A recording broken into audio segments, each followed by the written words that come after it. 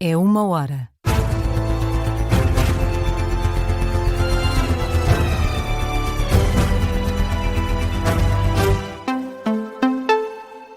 As notícias com Matilde Malva Sabino. Nos Países Baixos, 12 profissionais de saúde estão em quarentena após errarem o protocolo de atendimento de um doente infectado com antavírus. A informação foi avançada pelo jornal francês Le Monde. Os profissionais terão de cumprir 6 semanas de isolamento por precaução, apesar do risco de infecção ser considerado baixo. Os erros aconteceram durante procedimentos de recolha de sangue e urina do paciente infectado. Inicialmente tinha sido avançado que apenas um médico estaria sujeito à medida de quarentena. Em Espanha, mais uma pessoa testou positivo com antavírus. O paciente é espanhol e está entre os repatriados que se encontram em quarentena no Hospital de Madrid. O El País diz que encontra-se atualmente este paciente sem sintomas e em boas condições de saúde.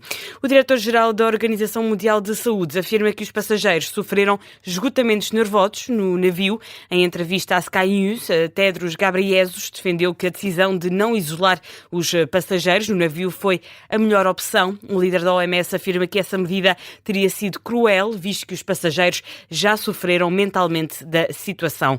O cruzeiro afetado pelo antavírus já abandonou o porto de Granadilha, nas Canárias.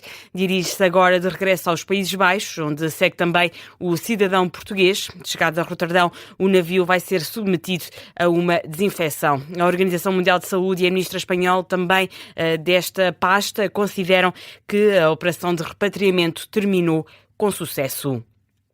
A Direção-Geral da Saúde publicou orientações para possíveis casos suspeitos de antavírus na sequência deste surto no cruzeiro Ondius, mas descarta a implementação de medidas preventivas. A DGS sublinha que o risco em Portugal mantém-se muito baixo. As autoridades de saúde definem como casos suspeitos pessoas com contactos com passageiros ou tripulantes do navio e que apresentem sintomas como febre, dores musculares ou dificuldades respiratórias. As normas destinam-se aos profissionais de saúde portugueses para eventual acompanhamento de contactos ligados ao vírus.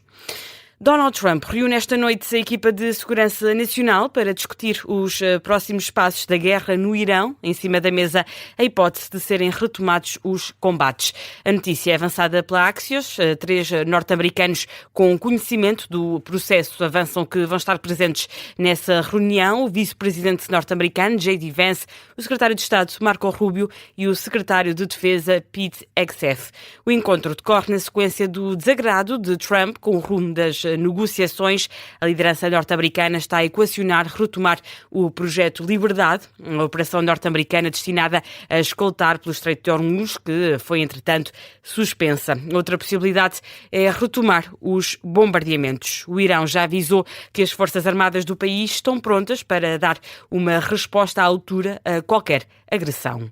Noutra frente, o presidente ucraniano diz que os combates com o exército russo continuaram, apesar do cessar-fogo de 3 dias, mediado pelos Estados Unidos. Volodymyr Zelensky acusa Moscovo de não querer o fim de 4 anos de guerra. Na mensagem noturna ao país, nas últimas horas de trégua, Zelensky declarou que não houve silêncio, mas houve combates e acusa a Rússia de estar a preparar novos ataques.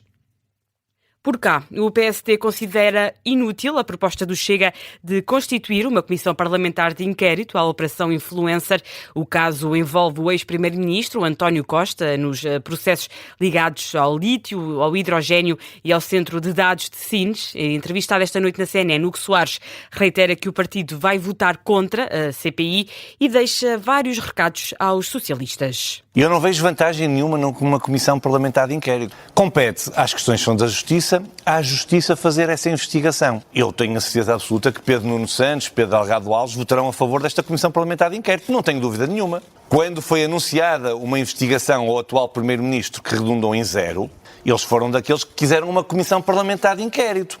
Nós não o quisemos, não foi por medo de nada, como se veio a verificar. Foi precisamente porque nós entendemos que a Justiça deve fazer o seu trabalho isenta de qualquer pressão partidária e política.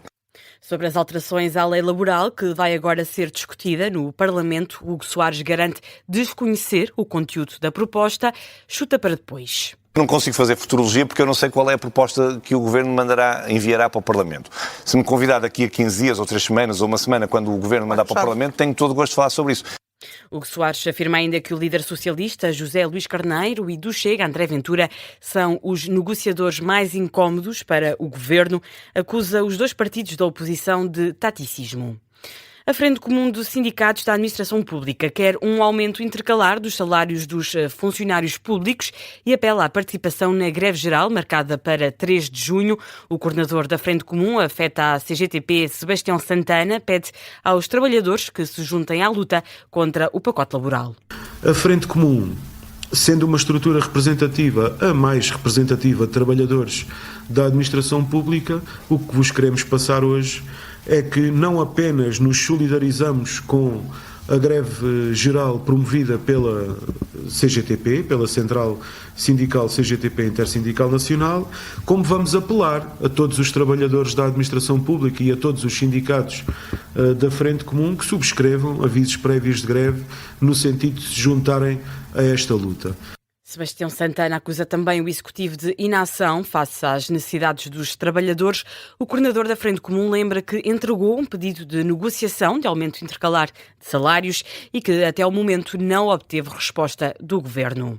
A Federação Nacional de Educação diz que o Ministério, liderado por Fernando Alexandre, admitiu a hipótese de integrar propostas do sindicato nas negociações sobre o novo Estatuto da Carreira Docente.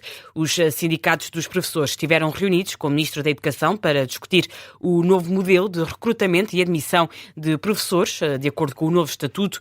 As estruturas sindicais adiantam que o documento apresentado esta segunda-feira garante que todo o processo de colocações vai continuar a ser feito sob a tutela do Ministério da Educação e não por outras entidades, uma possibilidade que chegou a ser admitida. O secretário-geral da FNE, Pedro Barreiros, considera que a reunião foi positiva. Conseguimos fechar já a grande parte do articulado. O que ficou em aberto foi o artigo 6º, que é precisamente este das prioridades. Quanto aos outros artigos, foram aceites alterações propostas pela FNE ao articulado, muitas vezes questões que são palavras, mas são palavras que para nós são importantes. Posso dizer que o processo negocial está a decorrer de uma forma normal, as propostas e os contributos estão a ser devidamente acolhidos. Pedro Barreiros, da Federação Nacional de Educação. Já o secretário-geral da FEMPROF, Francisco Gonçalves, enumera várias exigências e sublinha que está nas mãos do Executivo alterar o motivo da manifestação marcada para sábado. Vai ficar nos artigos que o Ministério propõe para o Estatuto relativamente a esta questão dos concursos, que nós continuamos a ser um corpo especial, que os quadros de pessoal docente vão constar, que temos habilitação profissional e habilitação própria com esse registro. A graduação se resolve os problemas das prioridades, se calhar no sábado estaremos a manifestar, não no sentido do protesto, mas no sentido de celebração. Francisco Gonçalves, secretário-geral da FENPROF, aqui num registro da RTP, a tutela propõe que os concursos do novo Estatuto sejam realizados de forma contínua e automática ao longo do ano, permitindo que os docentes se candidatem em qualquer momento. A Ordem dos Enfermeiros alerta que o Serviço Nacional de Saúde está em risco de colapso devido à falta destes profissionais. A instituição diz que são precisos mais 14 mil enfermeiros no SNS para responder às necessidades do país. O bastonário Luís Filipe Barreira defende mais investimento na profissão para garantir a sustentabilidade do sistema de saúde. A Ordem avisa que os profissionais estão exaustos, desmotivados e sujeitos a um enorme desgaste, o que também tem alimentado a imigração de enfermeiros portugueses. Quase 40% dos recém-licenciados optam todos os anos por trabalhar no estrangeiro. O agente suspeito de ter avisado os colegas da Esquadra do Rato de que estavam a ser investigados foi transferido do posto pela PSP. Foi também sujeito a um processo disciplinar depois de ter avisado os outros agentes suspeitos de abusos e tortura de que estavam a ser vigiados e que iam ser alvo de buscas. Questionada pelo Observador, fonte oficial da polícia não esclareceu se este agente, que está também ligado à investigação, foi afastado ou não do caso. Vamos ao futebol. Noite dupla. Sporting ganhou e o Benfica empatou a 2 frente ao Braga, com direito a críticas à arbitragem por parte de José Mourinho. O Clube da Luz jogou em casa. Rafa e Pavlidis marcaram os golos dos encarnados. Paulo Victor e Gorbi são os autores dos golos do Braga. Na conferência de imprensa, o técnico José Mourinho afirmou que neste momento não renovava com o Clube da Luz, contrariamente ao que afirmou a 1 de março. Porquê? Porque 1 de março é 1 de março e porque a última semana do campeonato, as 2 últimas semanas do campeonato não é para se pensar em futuro, não é para se pensar em contratos, é para se pensar na missão que nós tínhamos, que era de fazer o milagre, de ficar em segundo lugar. Eu, quando digo milagre, não me quero alongar muito, mas eu acho que vocês percebem o que é que eu quero dizer com o milagre. Quanto à partida, José Mourinho considera que o Benfica teve mais oportunidades de golo, mas foi menos eficaz. Um bom jogo sob o ponto de vista coletivo, um bom jogo sob o ponto de vista individual, boas performances sob o ponto de vista individual, um domínio claro sobre um adversário que é bom a não deixar-se dominar, porque é uma equipa que normalmente tem bola, segura bola, esconde bola. Não esconderam muita coisa, nós fomos muito mais fortes, mas não ganhámos. E quando não ganhas e perdes quase um objetivo, é difícil dizer que fizemos um muito bom jogo, mas o meu feeling hoje é de satisfação relativamente aos jogadores, ao esforço que fizeram, àquilo que puseram em campo em termos de qualidade. A equipa de José Mourinho tem agora menos 2 pontos do que os Leões. Tem de vencer o Estoril na Amoreira na última jornada e esperar que o conjunto de Rui Borges não vença o Gil Vicente em Alvalade. No outro jogo, Rio Ave Sporting 4-1 para os Leões em Vila do Conde. Os golos de Luís Soares, Gustavo Mancha, Francisco Tricão e Kenda deram a vitória aos Leões. Diogo Bezerra de Oliveira marcou pelo Rio Ave. O técnico Rui Borges reconhece o mérito e as dificuldades criadas pela equipa adversária, principalmente na primeira parte. Um início de jogo bastante aberto. Nós sabemos daquilo que o Rio Ave é forte. No jogo partido eles são fortíssimos, os homens da frente no último terço são bons jogadores, individualmente e coletivamente também. E nós sabemos que não podíamos deixar partir muito o jogo. Deixámos partir, tentámos numa fase inicial ser bastante pressionantes, procurar referências. O Rio Ave com o futebol direto que nós também já estávamos à espera num primeiro momento, depois entrar num segundo momento da segunda bola sobre a nossa linha defensiva e acabou por ser isso quase a primeira parte.